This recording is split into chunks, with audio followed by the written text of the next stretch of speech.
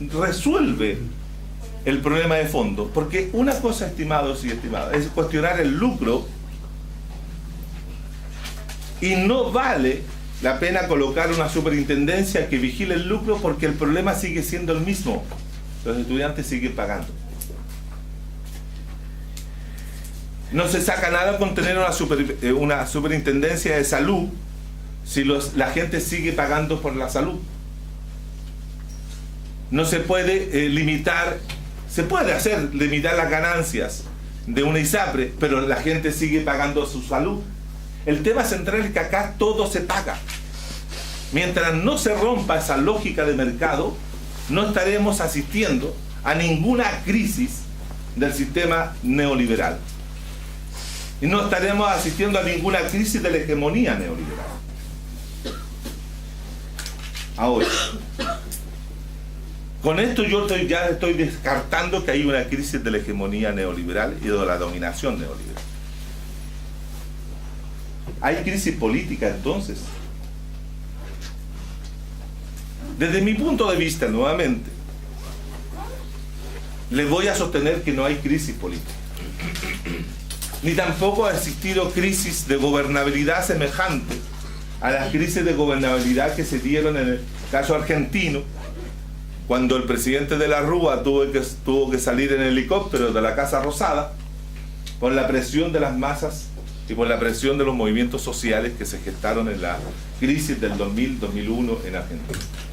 Tampoco cayó el presidente como cayó Sánchez de Lozada y Mesa en Bolivia por la acción de los movimientos sociales. Tampoco en Chile las manifestaciones produjeron la caída de Carlos Andrés Pérez, como cayó en Venezuela, producto de las movilizaciones del pueblo venezolano en el Caracazo. Tampoco tenemos caída del presidente de la República como Lucio Gutiérrez, cuando los movimientos sociales y la acción colectiva del pueblo ecuatoriano lo derrocaron o tuvieron que hacerlo renunciar. Aquí no se ha producido ninguna de esas situaciones. No tenemos una situación de crisis de esa naturaleza. No tenemos una crisis de gobierno que provoque, ¿cierto?, la renuncia del presidente. El presidente anda por la popularidad bastante baja, 26-23%. El presidente Toledo,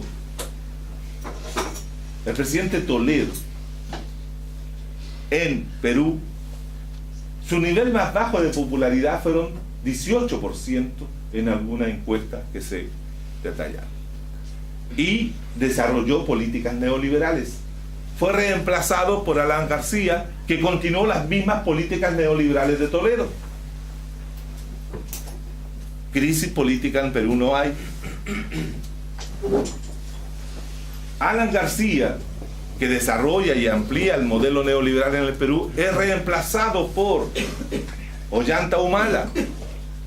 Ollanta Humala, con un discurso antineoliberal y anti todo lo que había hecho Alan García, se planteaba como un presidente o un candidato de izquierda. ¿Qué sucede? Gana la elección en segunda vuelta y al poco tiempo después despide a todos sus ministros de izquierda y se vuelve neoliberal. Entonces tenemos que tener cuidado con las imágenes que se van construyendo en la idea de producir una falsa idea de que estamos en una crisis. Acá se plantea una crisis política porque los partidos políticos tienen escasa credibilidad, y ustedes lo saben bien. Pero que los partidos políticos en Chile dejaron de tener la relevancia política que anteriormente tuvieron. ¿Se acuerdan cuando yo les decía que la matriz de Garretón, cómo era? La matriz de Garretón era Estado, mediación de los partidos políticos, sociedad civil. Esa era la matriz, y ahí tenían sentido la presencia de los partidos políticos, pero los partidos políticos hace 20 años que ya no tienen esa relevancia. ¿Por qué? Porque el conflicto, las cuestiones de la sociedad no se definen en la política, se definen en el mercado. Por lo tanto, los partidos políticos están de más. y siguen estando de más, y siguen sobrando en la sociedad chilena estos partidos que actualmente están, y es necesario sacárselos de encima.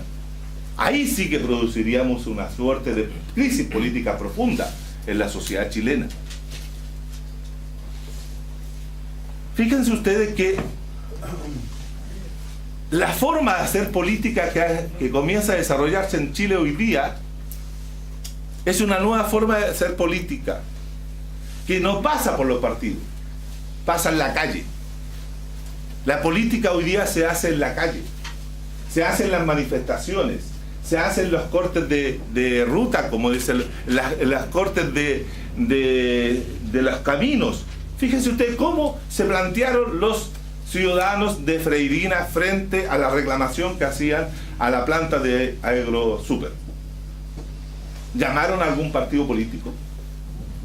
¿Fueron los senadores, diputados, concejales al tema? No. Salieron a la calle, se tomaron el espacio, cerraron, impidieron el ingreso y exigieron la presencia directa del ministro o de una autoridad de gobierno.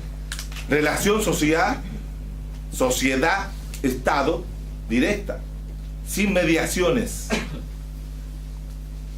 Punto muy interesante. La gente ya no está necesitando a los partidos políticos para conseguir la solución de sus problemas.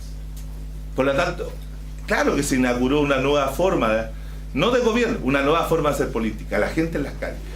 Fíjense ustedes y hagan, yo como hago el seguimiento del conflicto social en Chile, y que ustedes lo pueden consultar en la página de Claxo, van a ver todos nuestros informes, van detallando todas las acciones que se van realizando todos los días durante un mes, y ustedes van a observar que todas estas pasan necesariamente por ciudadanos en las calles, ciudadanos protestando en sus poblaciones, ciudadanos protestando en sus regiones, pero no pasa por los partidos políticos. Por lo tanto, en ese sentido, la democracia protegida, instituida y establecida a lo largo de estos años, es una democracia que se está vaciando y que debe continuar vaciándose de los ciudadanos.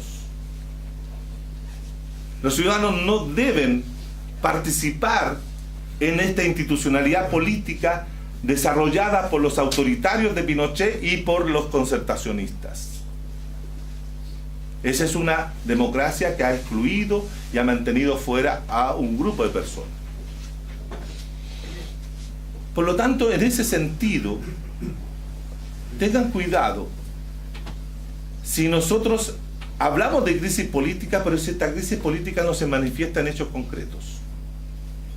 Por ejemplo, si al octubre de este año, del 2012, se producen las elecciones municipales,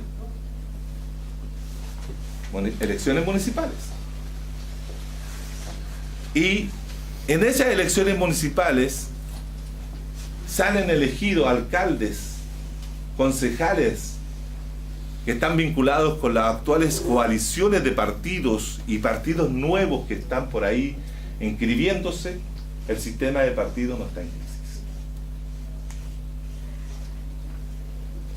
Porque elegir y votar en esa elección es la ratificación de la existencia de esos partidos. ¿Qué es lo que debiera suceder? Estarán preguntando ustedes qué es lo que propone entonces. Lo siguiente, bien simple. En el 17 de enero del año 2010, cuando fue elegido el presidente Sebastián Piñera,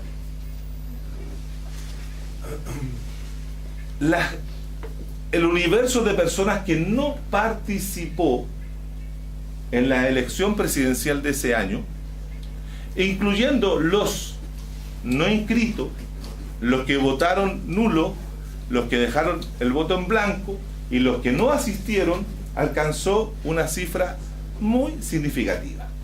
El 47.4% de la población chilena con derecho a voto, es decir, con la posibilidad de votar, no lo hizo. Uno porque no estaban inscritos y los otros porque no fueron a votar y los otros porque dejaron el voto en blanco o lo anularon. 47.4. Si tuviéramos que hacer una análisis de tendencia o de proyección, por lo visto anteriormente, diríamos, si uno de los lienzos más significativos que sacaron los estudiantes y ciudadanos el año pasado a las calles de Santiago fue uno que a mí me gustó mucho, que decía: avanzamos sin partidos. ¿Captan? Por lo tanto, si el año 2010 hubo un 47.4% de personas que no votaron en este país o no participaron en el proceso eleccionario, debemos esperar, yo como cientista político debería esperar, como proyección de una situación, de que ese porcentaje llegara, ahora que hay voto voluntario y inscripción automática, llegara sobre el 60%. Porque tendríamos que, a los 47 que no fueron a votar en 2010, sumarle a todos aquellos que fueron obligados y que fueron diciendo: pucha, tengo que ir a votar porque si no voto me van a cobrar, me van a pasar una multa, etcétera, etcétera, cualquier las penas del infierno. Entonces, supongamos que sea el 10%. De ese universo que votó, solamente el 10%. Eso significa inmediatamente 57.4%. Agreguémosle 2 más, 60%. Ahí sí estaríamos generando, los ciudadanos y ciudadanas chilenos, una crisis del sistema político nacional. De lo contrario, van a seguir las marchas, van a seguir las acciones, van a salir todo esto, pero no va a haber una crisis en el sistema. Este sistema no se soluciona a través de negociaciones intrasistema. En todas partes de América Latina, donde el neoliberalismo ha sido acorralado, donde el neoliberalismo ha sido superado, ha sido con la acción directa de la ciudadanía, que han quebrado las normativas institucionales existentes. En Chile todo se soluciona dentro del sistema.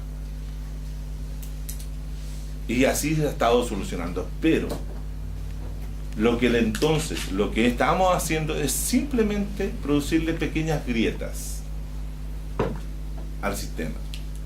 Pero para producirse el quiebre total, el desmoronamiento de esta muralla pesada que constituye, por decirlo de alguna forma metafóricamente, el neoliberalismo en Chile, hay que votarla completa. No podemos pensar que la van a solucionar.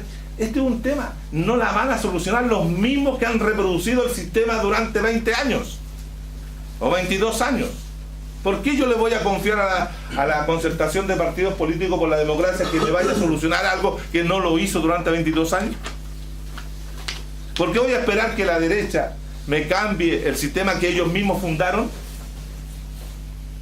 El problema sustantivo, estimados y estimadas, es que no tenemos aún la construcción de una alternativa clara, significativa, que diga qué vamos a hacer si quebramos el sistema neoliberal. Cuando se dice queremos educación gratuita, ¿qué se está diciendo? Yo estoy por la educación gratuita. ¿Pero qué significa aquello? ¿Qué significa justamente golpear a una de las estructuras más fuertes del neoliberalismo en Chile?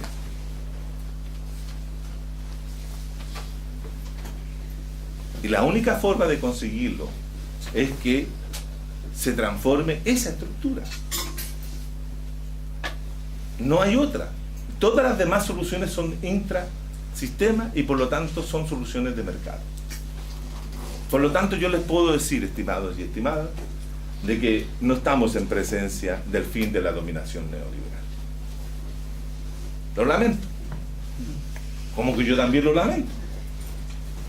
Tendremos que convivir todavía un rato más. Y tal vez para poder acumular la fuerza social, política, cultural y sobre todo, lo más importante, sobre todo poder generar el proyecto político histórico alternativo para reemplazar lo que queremos reemplazar.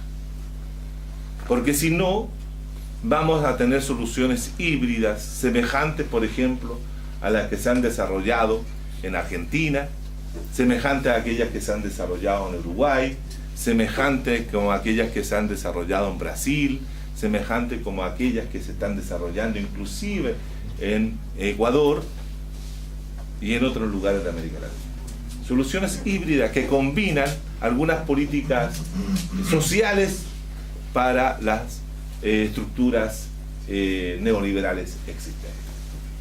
De manera entonces que no tenemos fin de la dominación ni de la hegemonía neoliberal. Agrietada está, pero no toda completamente. Y crisis política no tenemos.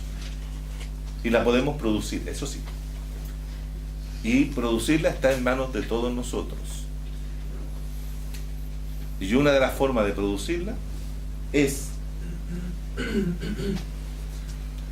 absteniéndose activamente de votar en las próximas elecciones de octubre para mandar una señal potente de que esos partidos que están presentando candidatos no ofrecen ningún tipo de respuesta a lo que algún sector de la sociedad chilena está demandando.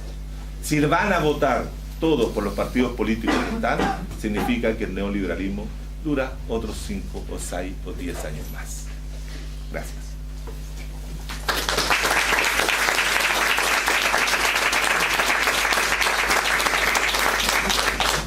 Bueno, agradecemos al doctor Juan Carlos Gómez, nos ofreció un conjunto de reflexiones bastante provocadoras. A mí se me olvidó, pasé por alto, establecer un poco la dinámica de las conferencias. La idea es que se planteen entre 25 y 30 minutos las exposiciones. Después de eso pasamos a un espacio de un café. Y regresamos para comentarios generales que se quieran hacer desde la mesa y abrir la discusión. Así que damos paso ahora de 25 o 30 minutos a la última exposición de la primera parte. Así que las preguntas y los comentarios se guarden. Sí.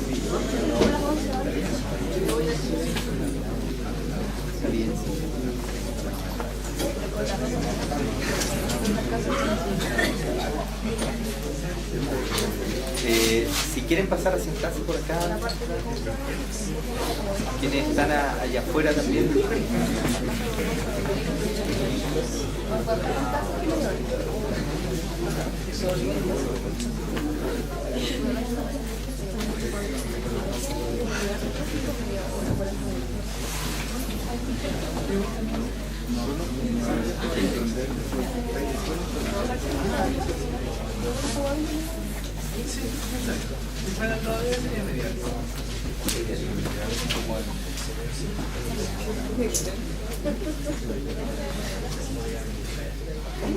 Bien, antes que nada yo quisiera expresar mi complacencia de estar con ustedes este día viernes en una jornada convocada en estos términos alrededor de una temática que no tiene solución fácil, pero que demanda una reflexión cada vez más sistemática de quienes trabajamos en el medio universitario, pero especialmente quienes estamos trabajando en las ciencias sociales.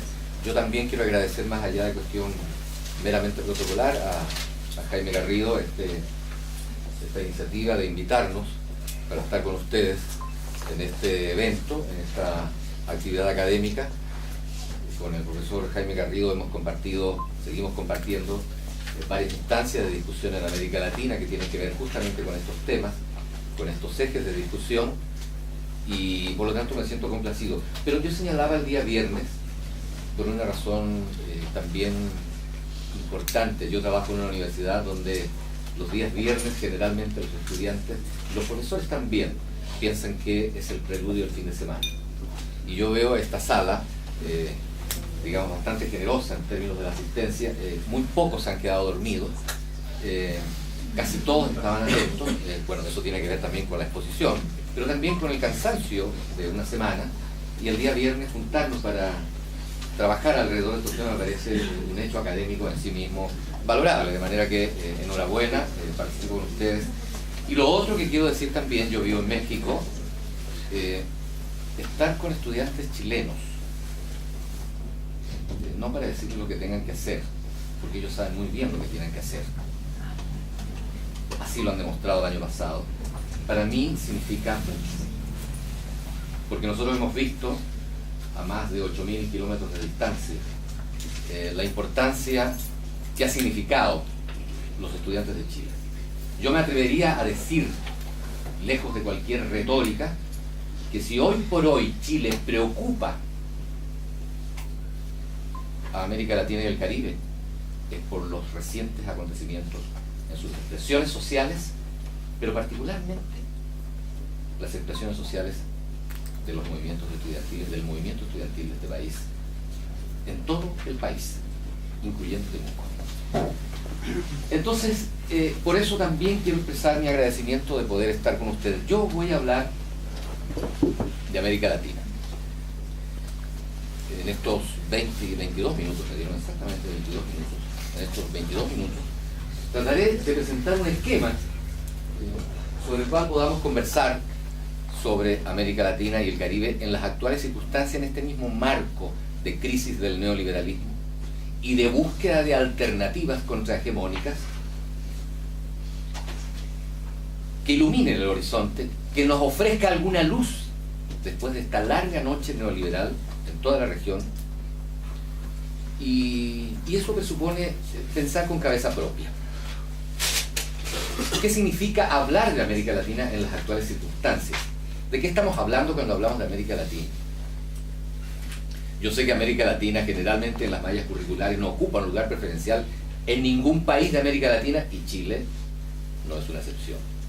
De manera que hablar de América Latina, ¿de qué estamos hablando de América Latina? Esto que nos presentaba en la primera parte del seminario el profesor Juan Carlos Gómez Leighton, que pareciera ser que se reduce al Chile, pareciera ser, bueno, su énfasis fue Chile. Pero yo quiero decir una cosa, este desafío intelectual, académico, teórico y consecuentemente político, que nos coloca frente a las preguntas de este tiempo a propósito del neoliberalismo, permea, sin excepción, cuando digo sin excepción, es incluso Cuba, permea de distintos modos, con distintas profundidades, con distintos grados de articulación, un proyecto al que nos enfrentamos en términos explicativos, que es el proyecto neoliberal. Yo creo que a esta altura, cuando hablamos de neoliberalismo, estamos hablando del capitalismo de este tiempo. Es decir, es la expresión del capitalismo de este tiempo lo que conocemos como neoliberalismo. No voy a teorizar sobre esta categoría. Yo creo que está suficientemente trabajada la categoría en términos de saber que el neoliberalismo es un modelo económico y a la vez es un sistema de dominación que coloca al mercado en su eje articulador, organizador de la sociedad, de las relaciones sociales, pero que no es el mercado per se, sino es el objetivo de mercantilizar las relaciones, todas las relaciones. O sea, ojo con eso, es decir, digamos, no nos preocupa el mercado per se, sino lo que produce ese mercado neoliberal del capitalismo de este tiempo, es decir, relaciones mercantilizadas que supone que todo se puede comprar y todo se puede vender, que hace pedazos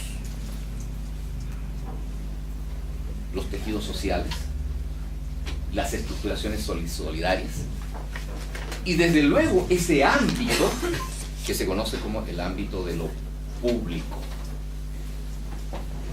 Ojo con esto.